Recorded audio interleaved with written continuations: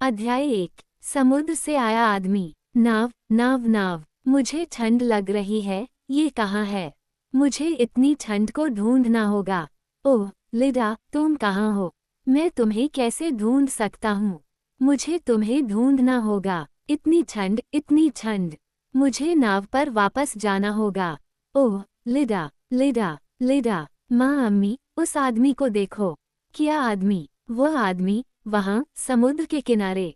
देखो, उसके कपड़े सब गीले हैं। खैर, शायद वह तैरने के लिए समुद्र में गया होगा, लेकिन उसने शर्ट, पैंट और जूते पहने हैं। माँ, कोई भी ऐसे कपड़ों में तैरता नहीं है। लिंडा जोन्स और उनकी बेटी एन इंग्लैंड के दक्षिण में समुद्र के किनारे एक समुद्र तट पर थीं। सुबह के 8 बज रहे थे। दिन धूप वाला था, लेकिन मौसम ठंडा था और तैराकी के लिए ठीक नहीं था। लिंडा जोन्स ने उस आदमी की तरफ देखा। उसकी बेटी सही कह रही थी, उस आदमी के कपड़े तैराकी के कपड़े नहीं थे।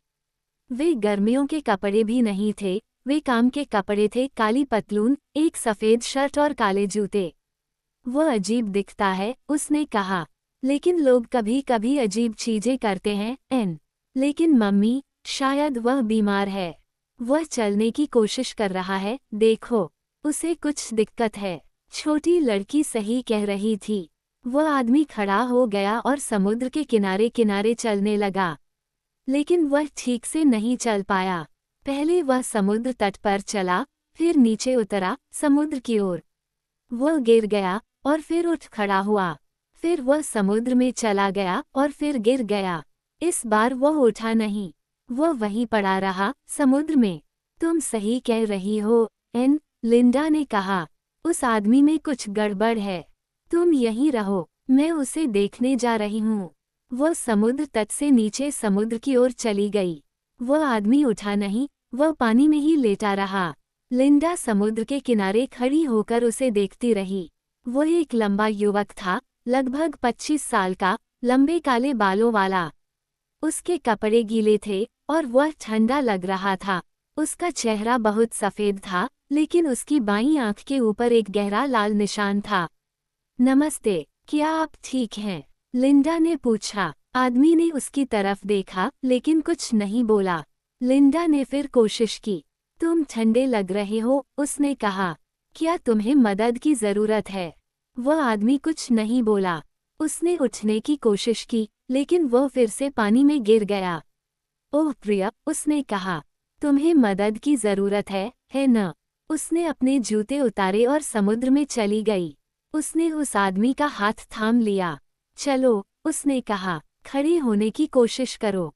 उसने एक हाथ से, फिर 2 हाथों से उसे उठाने की कोशिश की। लेकिन यह आसान नहीं था। वह उससे बड़ा था और वह लगभग उसके बगल में समुद्र में गिर गई थी। लेकिन फिर उसने उसे अपने पैरों पर खड़ा किया और समुद्र से बाहर निकलने में उसकी मदद की। समुद्र तट पर वह फिर से बैठ गया। लिंडा उसके बगल में बैठ गई। क्या तुम्हें चोट लगी है? उसने पूछा। क्या तुम्हारी तबीयत ठीक नहीं है? आदमी ने अपनी अजीब नीली आंखों से उसे देखा, लेकिन उसने कुछ नहीं कहा। तुम्हारा नाम क्या है? लिंडा ने पूछा। आदमी ने कोई जवाब नहीं दिया। उसने अपना चेहरा दूसरी ओर घुमाया और समुद्र की ओर देखा। लिंडा ने उसकी आंख के ऊपर बने निशान को देखा। ओह डियर, उसने कहा। मुझे लगता है कि तुम्हें अस्पताल जाना चाहिए। उसने अपना फ़ोन निकाला और एम्बुलेंस को बुलाया। 20 मिनट बाद एम्बुलेंस आ गई और 2 एम्बुलेंस वाले समुद्र तट पर उस आदमी के पास दौड़े। उन्होंने उसकी आंखों में देखा, उसके हाथों को महसूस किया और सवाल पूछे। उन्होंने पूछा, आपका नाम क्या है, सर? कोई जवाब नहीं। उन्होंने पूछा, तुम्हारे सिर में चोट कैसे लगी? क्या तुम अपने पैर हिला सकते हो? कोई जवाब नहीं। एम्बुलेंस वालों में से एक ने लिंडा जोन्स की ओर रुख किया। क्या आप इस आदमी को जानते हैं? उसने पूछा। नहीं, लिंडा ने कहा। जब मैंने उसे पाया था तब वह ऐसा ही था। अचानक वह आदमी उठ खड़ा हुआ और समुद्र में वापस जाने की कोशिश करने लगा। लेकिन वह ठीक से चल नहीं पा रहा था। वह गिर गया और किनारे पर लेट गया। समुद्र उसके पैरों पर आ गया। उसके सारे कपड़े गीले थे और उसे बहुत ठंड लग रही थी। आइए, सर, एम्बुलेंस वाले ने कहा, आपकी तबीयत ठीक नहीं है, आपको मदद की ज़रूरत है। हम आपको अस्पताल ले जा रहे हैं। 2 एम्बुलेंस कर्मियों ने उसकी मदद की और उसे एम्बुलेंस में ले गए।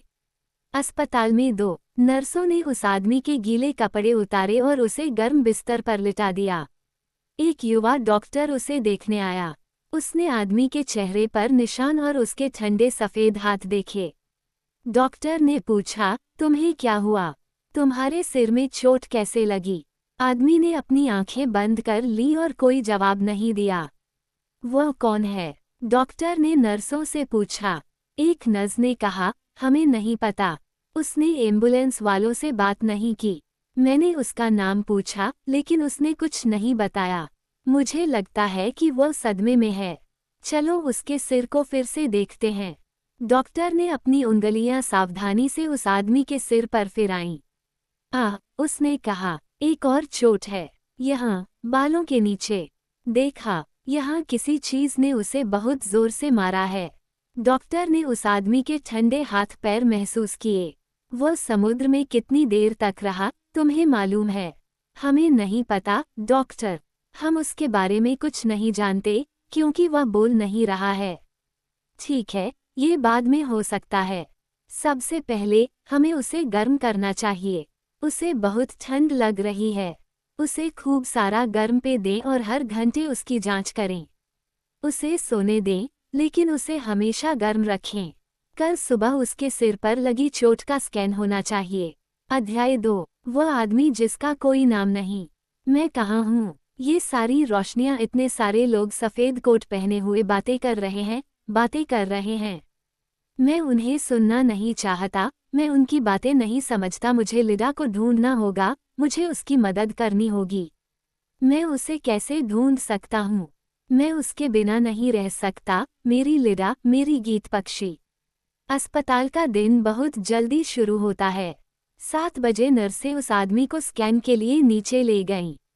9 बजे तक वह वार्ड में वापस बिस्तर पर था और एक अलग डॉक्टर उसे देखने आया। अच्छा, अच्छी खबर है, नौजवान, डॉक्टर ने कहा। तुम्हारे सिर की चोट बहुत गंभीर नहीं है। तुम ठीक हो जाओगे। अब तुम्हें कैसा लग रहा है? आदमी ने कोई जवाब नहीं दिया। वह बिस्तर पर उठकर बैठ गया और डॉक्टर की तरफ देखा, फिर नर्स की तरफ। फिर उसने अपना चेहरा दूसरी तरफ घुमा लिया और खिड़की से बाहर देखने लगा। डॉक्टर ने कहा। उसने एक पेन निकाला और उसे धीरे धीरे आदमी के चेहरे के सामने इधर उधर घुमाया। आदमी की आंखें नहीं हिलीं। शॉक, डॉक्टर ने कहा। शॉक कभी कभी मस्तिष्क को ऐसा कर सकता है और फिर वह बोलना भूल सकता है। वह नस की ओर मुड़ा। क्या वह तुमसे कुछ कह रहा है? नहीं, एक शब्द भी नहीं, नस ने कहा। क्या वह ठीक से खा पी रहा है? नस ने कहा, हाँ, इसमें कोई समस्या नहीं है। ठीक है, जब पुलिस आए तो मुझे फ़ोन कर देना। दोपहर में कोई सवाल पूछने आ रहा है। क्यों? नस ने कहा, बेचारा आदमी बीमार है। वो एक ऐसा आदमी है जिसका कोई नाम नहीं है, कोई कागजात नहीं है, कुछ भी नहीं है। वह कहाँ से आया है? पुलिस जानना चाहती है। जब पुलिसकर्मी आया तो नस उसे अपने मरीज के पास ले गई। कृपया नरमी बरतें, उसने कहा। उसके सिर में चोट लगी है और हमें लगता है कि दुर्घटना के बाद वह अभी भी सदमे में है। नमस्कार, सर, पुलिस वाले ने बिस्तर पर लेटे हुए आदमी से कहा। मुझे आपसे कुछ सवाल पूछने हैं, कृपया। आपका नाम क्या है और आप कहाँ से हैं? पुलिसकर्मी ने अपना पेन पकड़ लिया और जवाब लिखने के लिए तैयार हो गया। लेकिन कोई जवाब नहीं आया। उसने फिर पूछा, कल तुम समुद्र तट पर क्यों थे? तुम्हारे कपड़े गीले क्यों थे? क्या तुम नाव से गिर गए थे? कोई जवाब नहीं। आदमी ने अपनी आंखें बंद कर ली और अपना चेहरा दीवार की तरफ कर लिया। तुम्हारे सिर पर चोट कैसे लगी? क्या किसी ने तुम्हें मारा? कोई जवाब नहीं। पुलिस वाला और जोर से बोला, अब आओ। तुम्हारा नाम क्या है? तभी नस और डॉक्टर आ गए। तुम क्या कर रहे हो? नस ने कहा। चिल्लाने की कोई जरूरत नहीं है। वह बहुत अच्छी तरह सुन सकता है। लेकिन वह मेरे सवालों का जवाब नहीं दे रहा है, पुलिसकर्मी ने कहा। वह कौन है? वह कहाँ से आया है? हमें नहीं पता, डॉक्टर ने कहा। क्या सवालों का 1-2 दिन तक इंतजार नहीं किया जा सकता? उसे अभी आराम करने दो। वे मरीज के बिस्तर से दूर चले गए। मुझे नाम चाहिए, पुलिसकर्मी ने कहा। मैं पुलिस कंप्यूटर के जरिए नाम डाल सकता हूँ। वह कहाँ से आया है? क्या वह अवैध अप्रवासी है? क्या वह अवैध अप्रवासियों से भरी नाव से गिर गया? हमें ये बातें जानने की जरूरत है। नाम के बिना मैं कुछ नहीं कर सकता। क्या वह अंग्रेज भी है? क्या उसके कपड़ों की जेबों में कुछ नहीं था? डॉक्टर ने पूछा, उसके कपड़े कहाँ हैं? नर्स ने कहा, मुझे लगता है कि मैं उन्हें ढूंढ सकती हूँ। वह चली गई और कुछ मिनट बाद उस आदमी के कपड़े लेकर वापस आई। वे समुद्र के पानी के नमक से सफेद हो गए थे। जेबों में कुछ भी नहीं था, कोई कागज नहीं था, कोई नाम वाली चीज नहीं थी। कपड़ों पर लगे लेबल के बारे में क्या? पुलिस वाले ने कहा, कभी कभी वे आपको कुछ बता सकते हैं। नर्स को शर्ट के पीछे एक लेबल मिला। देखो, उसने कहा, यह अंग्रेजी नहीं है, डॉक्टर ने कहा। क्या आप इसे पढ़ सकती हैं? नर्स, नहीं, नर्स ने कहा। ये किसी पूर्वी यूरोपीय भाषा की तरह लग रहा है। शायद रूसी हो सकता है, पुलिस वाले ने कहा। तो शायद आपका मरीज अंग्रेज नहीं है। वह सवालों का जवाब नहीं दे सकता क्योंकि वह उन्हें समझता नहीं है। डॉक्टर ने कहा। मुझे लगता है कि वह जवाब नहीं दे रहा है क्योंकि वह बोल नहीं सकता। किसी भी भाषा में नहीं। उसे कुछ हुआ है। हमें नहीं पता कि क्या हुआ है, लेकिन ये बुरा था। मैं कल एक पुलिस दुभाषिया ला सकता हूँ, पुलिसकर्मी ने कहा।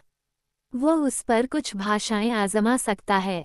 और अब मुझे जाकर नावों के बारे में बहुत सारे सवाल पूछने होंगे। कल यहाँ से जहाज और जहाज गुजरे। शायद वह नाव से गिर गया हो और कोई उसे ढूंढ रहा हो। पुलिस वाला चला गया, लेकिन समुद्र से आए आदमी को अभी भी चैन नहीं मिला था। यह एक व्यस्त अस्पताल था, जहां हर समय दुर्घटनाएं होती रहती थीं। हम उसे आज रात इस वार्ड में नहीं रख सकते, डॉक्टर ने कहा। हमें बिस्तर की जरूरत है। उसे मनोचिकित्सा इकाई में ले जाओ। वे उसे कुछ रातों के लिए बिस्तर दे सकते हैं। शायद वे उसे बोलने में मदद कर सकें। नर्स एवरिल ओब्रायन को बुलाओ। वह ऐसे रोगियों के साथ बहुत अच्छी है। अध्याय 3। पियानो। आज मेरा सिर बेहतर महसूस कर रहा है। मेरी आंखें अभी भी दुख रही हैं, लेकिन मैं बेहतर देख सकता हूँ। ये लोग दयालु हैं, लेकिन मैं उनसे बात नहीं कर सकता। मैं क्या कह सकता हूँ? मैं उन्हें क्या बता सकता हूँ? मैं लिडा के बिना नहीं जीना चाहता, और लिडा हमेशा के लिए मुझसे खो गई है। अब कुछ भी मायने नहीं रखता, कुछ भी नहीं। मनोरोग विभाग अस्पताल का नया हिस्सा था। इसमें मरीजों के लिए अच्छे कमरे थे, दीवारों पर तस्वीरें लगी हुई थीं। मरीजों के बैठने का कमरा था जिसमें किताबें, कुछ आरामदायक कुर्सियां और एक पुराना पियानो था। बाहर फूलों वाला एक छोटा बगीचा था। यहाँ आने वाले मरीजों को अलग अलग तरह की मानसिक समस्याएं थीं। उनमें से कई बुजुर्ग थे, उनमें से कुछ को सप्ताह का दिन या अपना नाम भी नहीं पता था। एवरिल ओब्रायन इन मरीजों के साथ बहुत अच्छी थीं। वह दयालु और मिलनसार थीं। उन्हें अपने मरीजों के साथ बैठना या उनके साथ छोटे से बगीचे में टहलना पसंद था। वो हर समय उनसे बात करती थीं।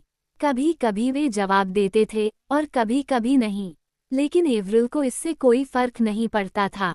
वो बस अपनी गर्म आयरिश आवाज में बात करती रहती थी। वो नए मरीज में बहुत रुचि रखती थी। वह समुद्र से आया हुआ आदमी था, वो आदमी जिसका कोई नाम नहीं था। मैं उसकी सर्वोत्तम सहायता कैसे कर सकती हूँ? उसने डॉक्टर सेंसम से पूछा। डॉक्टर सेंसम मनोरोग इकाई में डॉक्टर थे। मानसिक स्वास्थ्य समस्याओं वाले रोगियों की मदद करने में वे बहुत अच्छे थे। एवरिल उनकी सबसे अच्छी नर्स थी। बात करो, उसने कहा। बस उससे बात करो, एवरिल। वह तुम्हें जवाब नहीं देगा, लेकिन हम चाहते हैं कि वह सुने। इसलिए एवरिल ने अपनी गर्म आयरिश आवाज में उससे बात की। उसने अपने परिवार, मौसम, किताबों और फिल्मों के बारे में बात की।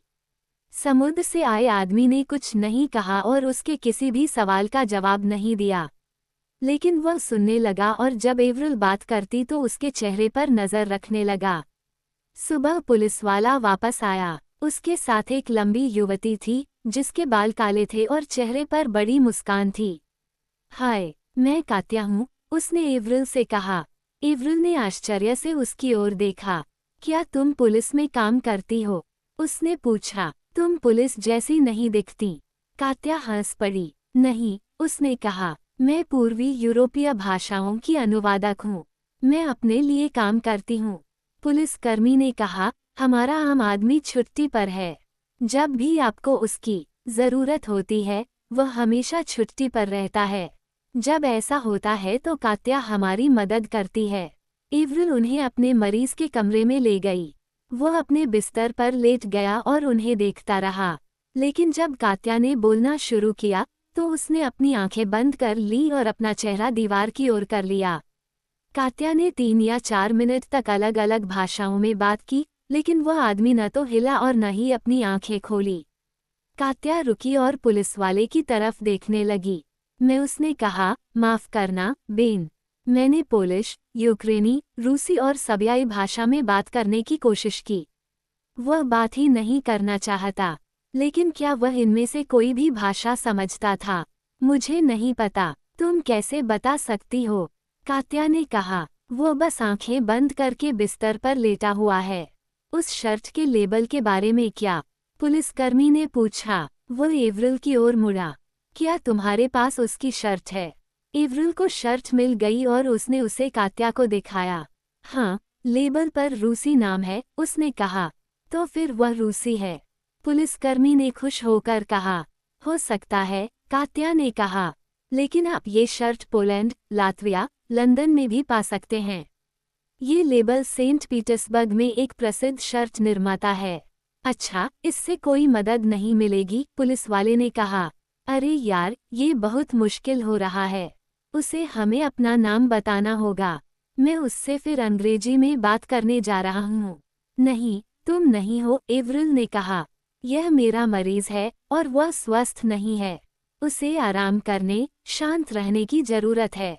तुम्हें अब जाना चाहिए। उसने दरवाजा खोला और वे सभी कमरे से बाहर चले गए। एवरिल ने चुपचाप अपने पीछे दरवाजा बंद कर लिया। कमरे के बाहर पुलिस वाला एवरिल की ओर मुड़ा।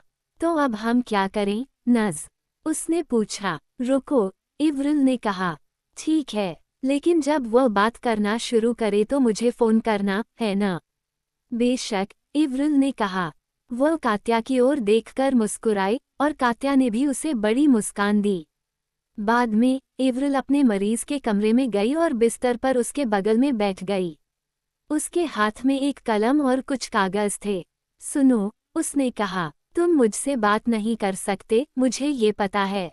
लेकिन शायद आप कुछ लिख या बना सकते हैं, है न? ऐसे देखो। उसने कागज पर एक तस्वीर बनाई और उसके आगे कुछ लिखा। वह देखा। उसने कहा, यह मेरी तस्वीर है, क्या तुम नहीं देख सकते? और इसके बगल में मेरा नाम है, एवरिल ओ'ब्रायन। देखा।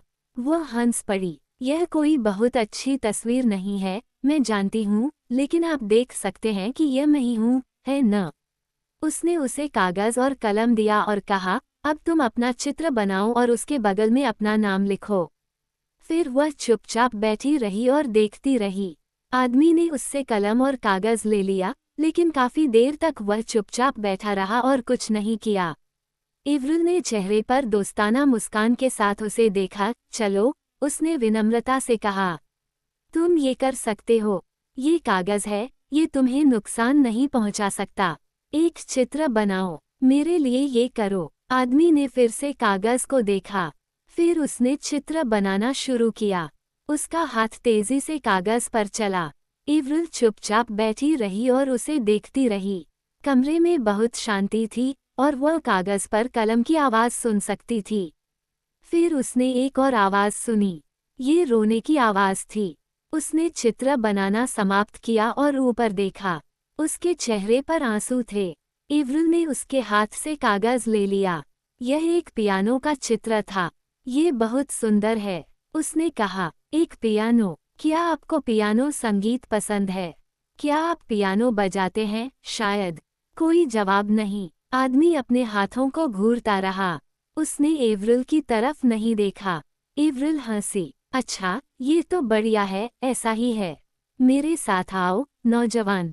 मेरे पास तुम्हें दिखाने के लिए कुछ है। उसने कागज नीचे रख दिया और अपना हाथ आगे बढ़ाया। वह आदमी बिस्तर से उठा और एवरिल के साथ मरीजों के बैठने के कमरे में चला गया। वो यहाँ पहली बार आया था। देखो, एवरिल ने कहा, हमारे यहाँ एक पियानो है। हमारे एक पुराने मरीज ने हमें ये दिया था। आओ, मेरे लिए कुछ बजाओ। वह आदमी पियानो के सामने बैठ गया। एवरिल ने एक कुर्सी खींची और पियानो के बगल में बैठ गई। बहुत देर तक उसने कुछ नहीं किया। वह चुपचाप बैठा रहा और पियानो को देखता रहा। फिर बहुत धीरे से उसने अपनी उंगली से पियानो की सफ़ेद चाबियों में से एक को दबाया। एवरिल देखती रही और इंतज़ार करती रही, लेकिन वहाँ कोई संगीत नहीं था। आदमी ने बस एक संगीत बजाया। नोट को एक ही उंगली से दबाते हुए उसने फिर से बजाया, और फिर से और फिर से, और भी ज़्यादा तेज़ी से, और भी ज़्यादा तेज़, और भी ज़्यादा तेज़। फिर वह रुक गया। उसके चेहरे पर आंसू बहने लगे। उसने अपना चेहरा अपने हाथों में छिपा लिया और एक शब्द फुसफुसाया, लिडा लिडा लिडा। फिर वह अचानक उठा और कमरे से बाहर निकल गया। वह अपने बिस्तर पर वापस गया और उस पर लेट गया, चेहरा नीचे करके, अपने हाथों को अपने सिर के पीछे की ओर रखकर। एवरिल डॉक्टर सैनसम को खोजने गई, वह बोला। उसने उससे कहा। उसने एक शब्द बार बार कहा, लेकिन मैं उसे ठीक से नहीं सुन पाई। ये नेता जैसा लग रहा था, लेकिन इसका क्या मतलब हो सकता है? डॉक्टर सैनसम ने सिर हिलाया। नेता, मुझे नहीं पता, लेकिन दिलचस्प बात तो पियानो है, एवरिल। शायद संगीत ही इसकी कुंजी है। कल उसे फिर से पियानो पर ले चलो। अध्याय 4। संगीत। मैं लिडा के बिना संगीत कैसे बजा सकता हूँ? संगीत मेरा जीवन था, अब यह मेरी मृत्यु है। पियानो पर एक नोट की ध्वनि मेरे आर पार चाकू की तरह जाती है। ओह, मैं तैरकर किनारे क्यों आया? समुद्र मुझे नीचे नीचे नीचे लंबी नींद में क्यों नहीं ले गया? अगली सुबह एवरिल अपने मरीज को बैठक कक्ष में ले गई। वह पियानो पर बैठा, लेकिन उसने चाबियां नहीं छुईं। उसका चेहरा बंद था, उसकी आंखें कुछ भी नहीं देख रही थीं। आप बहुत दूर हैं, मिस्टर पियानो मैन, एवरिल ने मुस्कुराते हुए उससे कहा।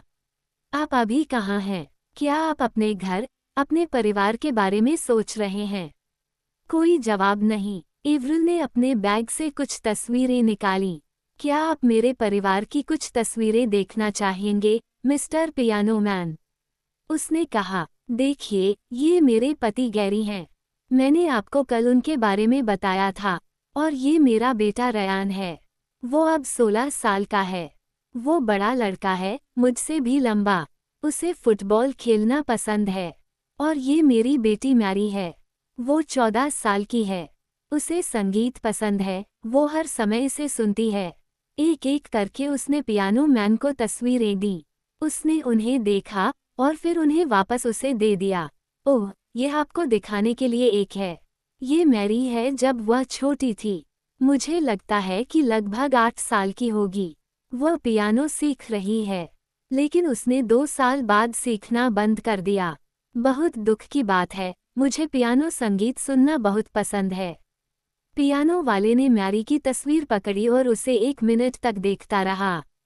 उसका चेहरा नहीं बदला, लेकिन अचानक उसने तस्वीर नीचे रख दी, पियानो की तरफ मुड़ा और बजाना शुरू कर दिया। यह एक खुशनुमा संगीत था, हल्का और सहज। एवरिल हंस पड़ी। ओह, कितना बढ़िया, मुझे पता है। मेरी मैरी ने खेला वह टुकड़ा। वैसे, उसने वास्तव में इसे नहीं बजाया, लेकिन उसने इसे सीखने की कोशिश की। आप इसे बहुत अच्छा बजाते हैं। पियानो मैन ने बजाना बंद कर दिया। एवरिल उसे देखती रही। क्या आप हमारे लिए कुछ और संगीत बजा सकते हैं? उसने पूछा। उसने बैठक कक्ष में चारों ओर देखा। कमरे के पीछे एक और मरीज बैठा था। ये डोरिस थी, एक बहुत बूढ़ी महिला। कभी कभी डोरिस को चीजें याद रहती थीं, कभी कभी नहीं। मुझे लगता है कि डोरिस आपके संगीत का आनंद ले रही है, एवरिल ने कहा। पियानो मैन ने चारों ओर देखा। डोरिस ने सिर हिलाया और उसे देखकर मुस्कुराई।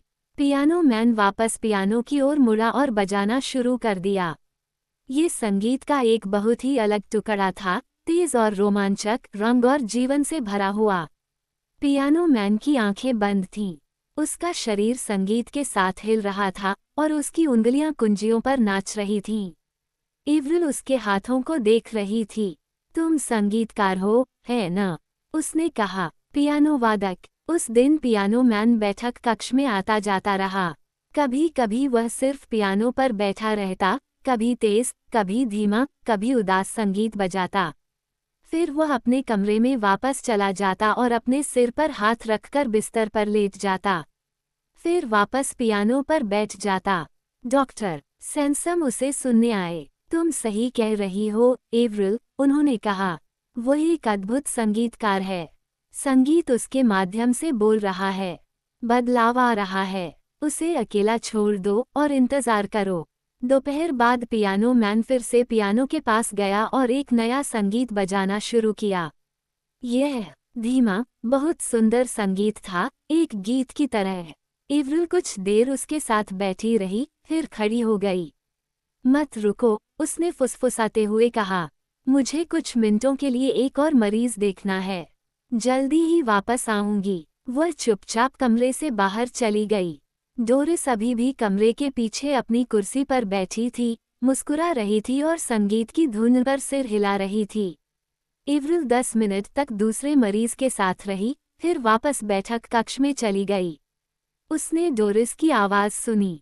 नज, नज, जल्दी आओ। क्या है, डोरिस? क्या बात है? देखो, डोरिस ने कहा। वह रो रहा है। बेचारा लड़का। पियानो मैन पियानो पर बैठा था, अपना चेहरा अपने हाथों में छिपाए हुए। उसकी उंगलियों के बीच से लेकर हाथों के पिछले हिस्से तक आंसू बह रहे थे। बेचारा लड़का, डोरिस ने कहा। बेचारा लड़का, बेचारा लड़का। हाँ, ठीक है, डोरिस, एवरिल ने कहा। मैं अब यहाँ हूँ। उसने अपना हाथ बहुत धीरे से पियानो मैन की बांह पर रखा। डोरिस ने ऊंची आवाज में कहा, वह एक कप चाय चाहता है। बेचारा लड़का। हाँ, तुम सही हो, एवरिल ने कहा। वह जल्दी से नर्सों के किचन में गई और चाय का एक बड़ा गर्म मग लेकर वापस आई।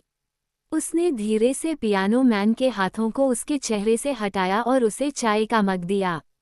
लो, उसने कहा, थोड़ी चाय पियो, चाय हमेशा मदद करती है। पियानो मैन ने अपने हाथों से गर्म मग को चारों ओर लपेट लिया। उसने एवरिल के चेहरे की ओर देखा। स्पासिबो, उसने फुसफुसाया। घर जाने से पहले एवरिल नर्सों के कमरे में कंप्यूटर के पास गई।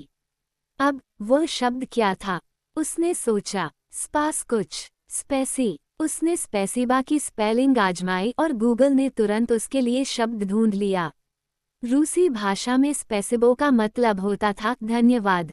अध्याय 5। लुडमिला। जब लिडा और मैंने संगीत बनाया तो ऐसा लगा जैसे हर बार पियानो और आवाज के बीच प्यार हो गया हो, आवाज और पियानो के बीच प्यार। मैं लिडा के बिना, संगीत के बिना कैसे रह सकता हूँ? मैं कुछ भी नहीं हूँ, बस एक बेचारी आधी चीज हूँ, फूलों के बिना एक बगीचा, सूरज के बिना एक आसमान। फिर अगली सुबह जब वो काम पर पहुंची तो एवरिल डब्ल्यू ने डॉक्टर सैनसम को ढूंढा। वो उन्हें पियानो मैन और रूसी शब्द के बारे में बताना चाहती थी, लेकिन डॉक्टर सैनसम ने उसे फोन पर बुलाया। एवरिल, उसने कहा, क्या तुम अभी आ सकती हो? मुझे तुम्हारी ज़रूरत है। हमारे पास एक नई मरीज है, एक रूसी लड़की। वह आधे घंटे पहले आई है। मैं चाहता हूँ कि तुम आज सुबह उसके साथ रहो। एवरिल ऊपर वार्ड में चली गई। एक रूसी लड़की, उसने सोचा। अचानक यहाँ सब कुछ रूसी हो गया है। वे नए मरीज के कमरे में गए और दरवाजे से अंदर झांका। बिस्तर पर एक जवान औरत लेटी हुई थी। उसका चेहरा बहुत सफेद दिख रहा था। डॉक्टर सैनसम ने दरवाजे पर लगे अस्पताल के नोट पढ़े। लुडमिला टेरेनकोवा, 22, रूसी। सिर की चोटें। समुद्र में एक नौकायन नाव पर हुई दुर्घटना के बाद फालमाउथ से एम्बुलेंस द्वारा लाया गया। डॉक्टर सैनसम ने एवरिल से कहा, 3 दिन पहले सिर की चोट के लिए उसका एक छोटा ऑपरेशन हुआ था। वह ठीक रहा और सिर की चोट अब ठीक है, लेकिन कुछ गड़बड़ है। वो बहुत रो रही है और बहुत गुस्सा हो रही है, इसलिए उन्होंने उसे हमारे पास भेजा। चलो अंदर जाकर उससे बात करते हैं। पहले तुम बोलो। वे कमरे में गए और बिस्तर के पास खड़े हो गए। एवरिल ने युवती को देखकर मुस्कुराया। नमस्ते, लुडमिला, उसने कहा। मैं एवरिल ब्रायन हूँ और यह डॉक्टर सैनसम है। अब आपको कैसा लग रहा है? लुडमिला ने उसकी तरफ देखा। वो बहुत सुंदर लड़की थी, लेकिन उसका चेहरा बहुत सफ़ेद था और उसकी आंखों में आंसू थे। डॉक्टर सैनसम ने पूछा, क्या आप अंग्रेजी बोलते हैं? लुडमिला ने सिर हिलाया। थोड़ा सा, उसने कहा। ओह, यह अच्छा है, एवरिल ने कहा। क्या तुम हमें बता सकती हो कि तुम्हारे सिर में चोट कैसे लगी? उसने बिस्तर के बगल में एक कुर्सी खींची और बैठ गई। लुडमिला ने बताया, मैं समुद्र में नाव पर थी। मैं गिर गई और मेरे सिर में चोट लग गई। मुझे ठीक से याद नहीं है। नहीं, बिल्कुल नहीं, एवरिल ने धीरे से कहा। लेकिन तुम अस्पताल कैसे आए? क्या तुम्हें याद है? मैं एम्बुलेंस से आया था। नाव फालमाउथ में आई, क्या यही नाम है? फिर एम्बुलेंस आई, डॉक्टर सैनसम ने पूछा, और एम्बुलेंस को किसने बुलाया? इवान। और इवान कौन है? एवरिल ने पूछा। लुडमिला ने अपना चेहरा उनसे दूर कर लिया और एक पल के लिए वह चुप रही। फिर वह फुसफुसाकर बोली, मेरे मंगेतर, यह उसकी नाव है। हम छुट्टी पर थे। एवरिल और डॉक्टर सैनसम इंतजार करते रहे, लेकिन लुडमिला ने उनकी ओर न तो देखा और न ही कुछ कहा। क्या इवान अब यहाँ है? एवरिल ने कहा। वो मुस्कुराए और कमरे में चारों ओर देखने लगी। क्या वह तुम्हारे साथ अस्पताल आया था? लुडमिला की आंखों से आंसू बहने लगे। वह गुस्से से हंसी। नहीं, वह नाव पर वापस चला गया। वह सेंट पीटर्सबर्ग वापस जा रहा है, उसने कहा। अचानक वह बिस्तर पर बैठ गई। कृपया, उसने एवरिल से कहा। कृपया, मुझे जाना चाहिए, मेरे पिता से बात करो। वह अभी सेंट पीटर्सबर्ग में हैं। कृपया मेरे बैग से मेरा मोबाइल फ़ोन निकालो, ये बहुत ज़रूरी है। मुझे उनसे तुरंत बात करनी है, मुझे उन्हें बताना है। उसके चेहरे पर आंसू बहने लगे और वह बिस्तर से उठने की कोशिश करने लगी। एवरिल ने जल्दी से अपना हाथ लुडमिला की बांह पर रखा और उसे बिस्तर पर वापस आने में मदद की। शशिश, उसने धीरे से कहा। सब ठीक है, रो मत। बेशक तुम अपने पिता को बुला सकते हो, लेकिन पहले तुम्हें बिस्तर पर रहना चाहिए और थोड़ा आराम करना चाहिए। उसने डॉक्टर सैनसम की ओर देखा। डॉक्टर सैनसम ने सिर हिलाया। हाँ, आराम जरूरी है, क्योंकि आपके सिर में चोट लगी है। नजो, ब्रायन अब आपको कुछ लाकर देंगी, ताकि आप सो सकें। सब कुछ ठीक हो जाएगा, मिस टेरेनकोवा। हम आपकी मदद करने के लिए यहाँ हैं। मरीज के कमरे के बाहर डॉक्टर सैनसम ने कहा। एवरिल, उस पर नजर रखो। उसने अपनी घड़ी देखी। मुझे भागना चाहिए, मेरी एक मीटिंग है। बाद में बात करूंगा। एवरिल के लिए यह एक व्यस्त दिन था। उसके साथ पियानो मैन, रूसी लड़की और 3 नए मरीज भी थे। वो अक्सर लुडमिला के कमरे में आती और अंदर झांकती, लेकिन लुडमिला दिन में ज्यादातर समय सोती रहती। दोपहर में एवरिल ने फिर से अंदर देखा। लुडमिला अपने बिस्तर पर नहीं थी। एवरिल जल्दी से अंदर गई। लुडमिला खिड़की के पास अपने मोबाइल फोन के साथ खड़ी थी। वो रूसी भाषा में बहुत तेजी से बोल रही थी। उसने कॉल खत्म की और एवरिल की ओर मुड़ी। उसकी आंखों में गुस्से के आंसू थे। क्या वह तुम्हारे पिता थे? एवरिल ने कहा। क्या वह तुम्हें घर ले जाने आ रहे हैं? नहीं, लुडमिला ने कहा। हाँ, शायद, मुझे नहीं पता, ये बहुत मुश्किल है। मेरे पिता। वह रोने लगी। एवरिल ने कहा, मुझे इसके बारे में बताओ। मैं एक अच्छी श्रोता हूँ। मैं इसके बारे में बात नहीं कर सकती, लुडमिला ने आंसुओं के बीच कहा। मेरी अंग्रेजी इतनी अच्छी नहीं है, यह मेरे लिए बहुत कठिन है। कोई बात नहीं, एवरिल ने कहा। शायद हम कल इस बारे में बात कर सकें। अब तुम बिस्तर पर जाओ और आराम करो। बाद में, एवरिल ने डॉक्टर सैनसम को देखा। क्या मैं उस रूसी दुभाषिया कात्या को कल बुला सकता हूँ? उसने कहा। वो बहुत अच्छी लड़की थी, और शायद लुडमिला किसी से रूसी में ज्यादा आसानी से बात कर सकती है। और पियानो मैन भी है। उसने एक रूसी शब्द कहा, इसलिए कात्या उससे फिर से बात करने की कोशिश कर सकती है। अच्छा, डॉक्टर, सेंसम ने कहा। बहुत अच्छा, एवरिल, जब दुभाषिया यहाँ आए तो मुझे फोन करना।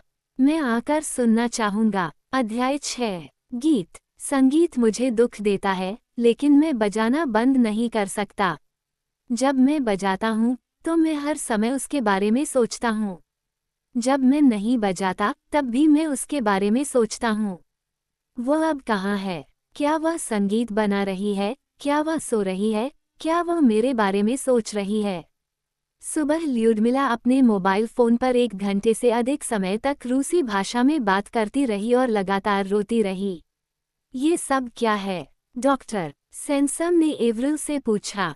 मुझे नहीं मालूम, एवरिल ने कहा। मुझे लगता है कि वह सेंट पीटर्सबर्ग में अपने पिता से बात कर रही होगी। हमें उसकी मदद करने से पहले उसकी कहानी जाननी होगी। दुभाषिया कब आ रहा है? 11 बजे। जब भी उसे कुछ समय मिलता, एवरिल पियानो मैन से मिलने जाती और उसके साथ कुछ समय के लिए बैठती। वो लगभग हमेशा मरीजों के बैठने के कमरे में रहता था। वह पियानो पर बैठता था, कभी बजाता था, कभी बस बैठा रहता था। जब एवरिल उससे बात करती, तो वह सुनता, लेकिन बोलता नहीं था। उसके हाथ पियानो की चाबियों पर धीरे धीरे चलते थे, वो संगीत के साथ उसका जवाब देता था। अन्य मरीज बैठक कक्ष में आते जाते रहते थे, लेकिन डोरिस हमेशा अपनी कुर्सी पर बैठी रहती थी। सुंदर संगीत, उसने एवरिल से कहा। सुंदर संगीत, हाँ, ये है, एवरिल ने कहा। क्या वह तुमसे बात करता है, डोरिस? वो एक अच्छा लड़का है, डोरिस ने कहा। सुंदर संगीत, बहुत बढ़िया, एवरिल ने कहा। लेकिन क्या वो कुछ कहता है? क्या तुम उसका नाम जानते हो? हाँ, डोरिस ने खुशी से कहा। वह पियानो मैन है। वह संगीत बजाता है। सुंदर संगीत। एवरिल चली गई, अपने दूसरे मरीजों के पास वापस चली गई। लुडमिला के कमरे में शांति थी। लुडमिला अपने बिस्तर पर लेटी हुई थी और खिड़की से बाहर आसमान को देख रही थी। एवरिल उसके लिए एक गर्म चाय का मग लेकर आई। क्या आप कुछ चाय लेंगे? उसने अपनी गर्म आयरिश आवाज में कहा। प्यास लगी है, इतनी बातें। लुडमिला उठ बैठी और चाय ले ली। धन्यवाद। क्या तुमने सेंट पीटर्सबर्ग में अपने पिता से बात की? एवरिल ने पूछा। उसके पीछे कमरे का दरवाजा खुला था और अस्पताल से आवाजें आ रही थीं। अचानक ल्यूडमिला ने अपना सिर घुमाया और कुछ गर्म चाय बिस्तर पर गिर गई। अरे, सावधान रहो, एवरिल ने कहा। लेकिन ल्यूडमिला ने उसकी बात नहीं सुनी। वह एकदम शांत बैठी रही। वह क्या है? उसने फुसफुसाकर पूछा। क्या है? एवरिल ने पूछा। वह संगीत, लुडमिला ने कहा। ये कहाँ से आ रहा है? यह एक मरीज है। वह बैठक में पियानो बजा रहा है, एवरिल ने कहा। मुझे लगता है कि वह। शश, सुनो, लुडमिला फुसफुसाई। उसने अपना हाथ एवरिल की बांह पर रखा। सुनो, 1 सेकंड बाद, वह बिस्तर से उतरी और दौड़ी।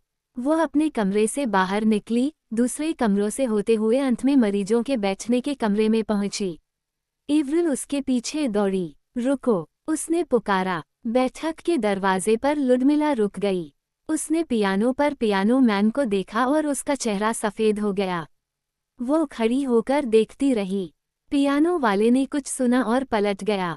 उसने बजाना बंद कर दिया और दरवाजे के पास खड़ी लड़की को घूरने लगा। बहुत लंबे समय तक कोई भी नहीं हिला, कोई भी नहीं बोला। अस्पताल में हर आवाज बंद हो गई। फिर, बहुत धीरे से, पियानो मैन पियानो की ओर मुड़ा और बजाना शुरू कर दिया। उसने एक धीमा, सुंदर संगीत बजाया। 1 या 2 सेकंड के लिए, लुडमिला न तो हिली और न ही बोली। फिर उसने अपना सिर पीछे किया, अपनी आंखें बंद की और गाना शुरू कर दिया। गाना बहुत दुखद और बहुत सुंदर था। एवरिल को शब्द समझ में नहीं आए, क्योंकि वे रूसी भाषा में थे, लेकिन उसकी आंखों में आंसू आ गए। पियानो मैन ने बजाया और लुडमिला ने गाया। फिर, गीत के अंत में, वो कमरे में उसके पास चली गई। पियानो मैन खड़ा हो गया और उसे देखने लगा। वो उसके सामने आकर खड़ी हो गई और बहुत धीरे से, बहुत ही कोमलता से उसने अपना हाथ उसकी ओर बढ़ाया। मिखाइल, उसने फुसफुसाकर कहा, लिडा, लिडा, लिडा। पियानो वाले ने कहा, ओह, लिडा। फिर उसने उसे अपनी बाहों में भर लिया और काफी देर तक उसे पकड़े रखा। अध्याय 7। एक रूसी प्रेम कहानी। जीवन कितना अजीब है। एक मिनट में अंधेरा, आशाहीन, और अगले मिनट अद्भुत प्रकाश, और सब कुछ फिर से शुरू हो सकता है। अब मुझे किसी बात का डर नहीं है क्योंकि मैंने एक बार फिर लिडा को अपनी बाहों में पकड़ लिया है। काफी देर तक, शायद 2 मिनट तक, पियानो मैन और लुडमिला एक दूसरे के गले में हाथ डाले खड़े रहे। फिर वे बात करने लगे। वे रूसी भाषा में बहुत तेजी से बोल रहे थे और वे रुके नहीं। वे पियानो के पास 2 कुर्सियों पर बैठ गए। उन्होंने एक दूसरे का हाथ थामा, बातें की, हंसे और रोए, सब एक साथ। अच्छा, तुम्हें क्या पता, एवरिल ने कहा। वह डोरिस की ओर मुड़ी। तो जब उसने पियानो पर वह शब्द कहा, तो वह लीडर शब्द नहीं था। यह एक लड़की का नाम था, लिडा। डोरिस अपनी हमेशा की कुर्सी पर बैठी, मुस्कुराई और सिर हिलाया। खुश लोग, उसने कहा। खुश लोग तो वे हैं, एवरिल ने कहा। वह डॉक्टर सैनसम को खोजने गई और उनके तथा दुभाषिया कात्या के साथ बैठक कक्ष में वापस आ गई। डॉक्टर सैनसम ने कहा, ये बहुत रोमांचक है। क्या हमें अभी भी कहानी पता है? कात्या ने ल्यूडमिला को घूर कर देखा। मुझे लगता है कि मैं उसे जानती हूँ, उसने कहा। वह एक गायिका है, ल्यूडमिला तेरेनकोवा। वह रूस में मशहूर होने लगी है और वह यूट्यूब पर बहुत ज्यादा है। वो खूबसूरत प्रेम गीत गाती है। कात्या, क्या तुम अब उनसे बात कर सकती हो? एवरिल ने कहा। आज बात करने में कोई समस्या नहीं है। बेशक, कात्या ने कहा। उसने एक कुर्सी खींची और लुडमिला और पियानो मैन के बगल में बैठ गई। वे 10 मिनट तक रूसी भाषा में बात करते रहे। तो कात्या ने कहा। वह एवरिल और डॉक्टर सैनसम की ओर मुड़ी। उन्होंने कहा, यह एक प्रेम कहानी है जिसमें 3 लोग हैं। ल्यूडमिला की मुलाकात इवान नामक एक युवक से हुई और जब उसने उससे शादी के लिए पूछा तो उसने हाँ कर दी। लेकिन वह वास्तव में उससे प्यार नहीं करती थी। फिर उसने हाँ क्यों कहा? एवरिल ने पूछा। मैं छोटी थी, लुडमिला ने कहा। मुझे प्यार के बारे में नहीं पता था। मुझे इवान पसंद था, हाँ, लेकिन मैं उसे वास्तव में नहीं जानती थी। मेरे पिता उसे पसंद करते थे क्योंकि इवान एक अमीर परिवार से है। मेरे पिता भी एक अमीर आदमी हैं और वह चाहते हैं कि मैं पैसे से शादी करूं। पैसा प्यार से ज्यादा महत्वपूर्ण है, वह कहते हैं। पियानो मैन ने लुडमिला से रूसी भाषा में कुछ कहा और वह हंस पड़ी। तो तुम इवान की नाव पर क्यों थे?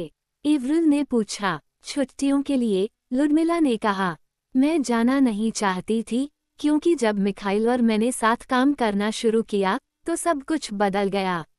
वह मुस्कुराई। अब मैं प्यार के बारे में सब कुछ जानती हूँ।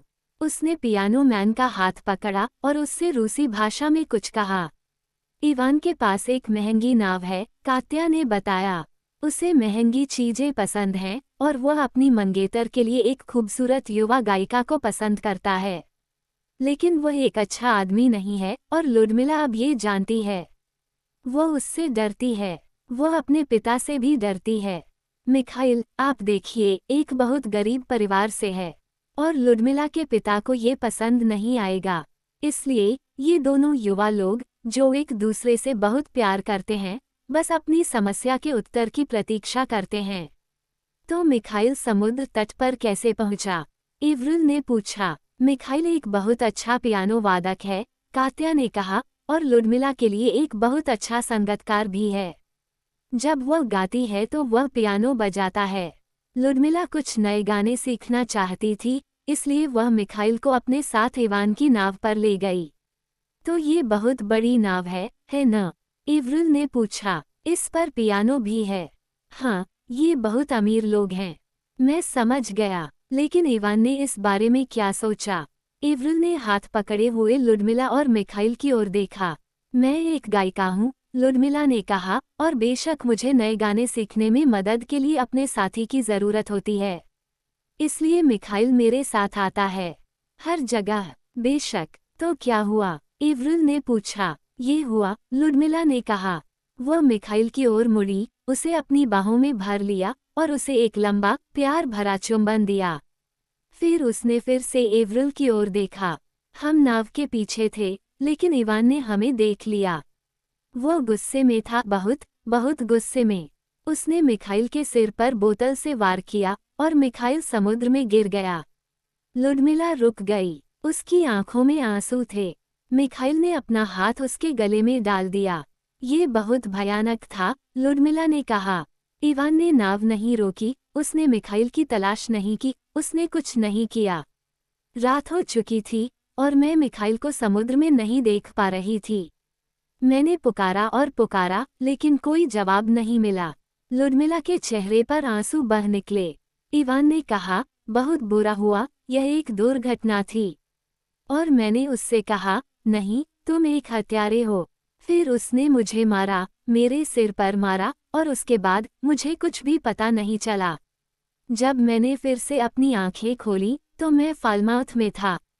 इवान ने मुझे नाव से उतारा और समुद्र में हुई दुर्घटना के बारे में एक कहानी सुनाई, ब्ला ब्ला ब्ला। फिर वह भाग गया, अपनी नाव पर वापस, रूस वापस। मैं उसे फिर कभी नहीं देखना चाहता। मिखाइल ने अपना हाथ लुडमिला के बालों पर रखा और उसकी आंखों में देखा। वह तुम्हें मारने की कोशिश कर रहा है, लुडमिला, इसलिए मैं उसे इनसे मार देता हूँ। उसने अपने हाथ ऊपर उठाए। मैं उसे अपने दोनों हाथों से मारता हूँ। लुडमिला ने जल्दी से मिखाइल के हाथ अपने हाथों में ले लिए। नहीं, मिखाइल, नहीं, नहीं, नहीं। हमें अब इवान को भूल जाना चाहिए। ये सब खत्म हो गया है। हो गया है। हमारे पीछे अब सिर्फ हम ही बचे हैं, तुम और मैं, मिखाइल। अच्छा, एवरिल ने कहा, क्या कहानी है? लेकिन अब तुम ठीक हो। उसने मिखाइल की ओर देखा और मुस्कुराई। मिस्टर पियानो मैन, क्या अब तुम ठीक हो? मिखाइल ने मुस्कुराते हुए जवाब दिया। हाँ, उसने कहा, मेरी अंग्रेजी अच्छी नहीं है, लेकिन हाँ, मैं ठीक हूँ। ल्यूडमिला के बिना मैं नहीं रह सकता। मैं मरना चाहता हूँ, इसलिए मैं नहीं बोलता, मेरे पास कहने के लिए कुछ नहीं है। लेकिन अब वह ल्यूडमिला को देखकर मुस्कुराया। लेकिन इसके बाद क्या होगा? एवरिल ने पूछा। और इवान का क्या? लुडमिला ने कहा, मेरे पिता इवान को लेकर बहुत नाराज हैं। इवान अब उनकी समस्या है। वह सेंट पीटर्सबर्ग में पुलिस से उसके बारे में बात कर रहे हैं। मेरे पिता कहते हैं कि मैं इटली जा सकती हूँ, वेरोना में अपनी दादी के पास। वह भी एक गायिका थी। उसने मिखाइल की ओर देखा और हंसी।